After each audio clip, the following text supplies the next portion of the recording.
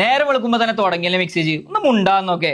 അനക്കത് പറഞ്ഞാൽ മതി. ഈ പരിയിൽ എന്തെങ്കിലുമൊക്കെ ഉണ്ടാക്കണമെന്നുണ്ടെങ്കിൽ ഇപ്പൊ ഇന്നെ ഓണാക്കണം. പണ്ടൊക്കെ ആൾക്കാരെ കോഴി കൂട്ടാൻ നീച്ചത്, ഇപ്പൊ എന്റെ സൗണ്ട് കേട്ടാ നീച്ചത്.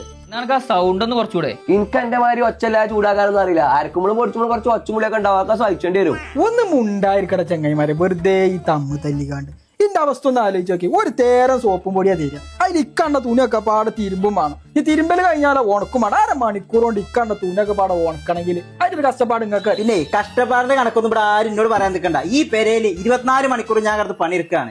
ഒന്നും ഉറങ്ങണം എന്നുണ്ടെങ്കിൽ ആ കറണ്ട് ഒന്നാണ് പോണം. ഇവൻ ചൂടാക്കിയത്, ഇവ അരച്ചത്, ഇതൊക്കെ എവിടെയെന്ന് അറിയാം. ഇതാ ഇന്റെ നെഞ്ചത്താ. ഇവിടെ നോക്കേ, സാമ്പാർ, അവിയല്, ഇതൊന്നും പറയാൻ താഴത്തേക്കൊക്കെ 4 ദിവസം മുന്നത്തെ ബിരിയാണിയാണ്. ഇതൊക്കെ ഇവിടെ ഉണ്ട്. എന്നാലും ആ തള്ളപ്പ ഒരു 2 പാത്രം ഇതിന്റെ ഉള്ളിൽ കുത്തി കയറ്റാൻ. ഇതൊക്കെ പോട്ടേന്ന് വെക്കാം. വരുന്നവരും പോണവരും ഒരു ആവശ്യമില്ലാതെ തുറക്ക മനുഷ്യന്റെ കയ്യിന്റെ കാലിന്റെ ഒക്കെ ലിഗമെന്റ് പോയി കിടക്കാൻ ചങ്ങായി. അല്ല ഗ്യാസ് കുറ്റിയെ, എന്താ അന്റെ പാട്? രാജയോഗം തന്നെ അല്ലേ? പോലല്ലേ ഇപ്പൊ കുറച്ച് ഡിമാൻഡ് കൂടുതലാ. ഇടയ്ക്കാരെങ്കിലും 1-2 ചായ ഉണ്ടാക്കിയാലായി, അത്രേ ഉള്ളൂ. ആരെ കുറെ നേരല്ലേ തുടങ്ങി രാജ്യത്തിന് മനുഷ്യനെ ചൂടാൻ വേണ്ടി ഇറങ്ങാൻ പള്ളിയാ താഴ്ത്തിക്കിടും. നിങ്ങൾക്ക് ശരിക്കും അറിയില്ല.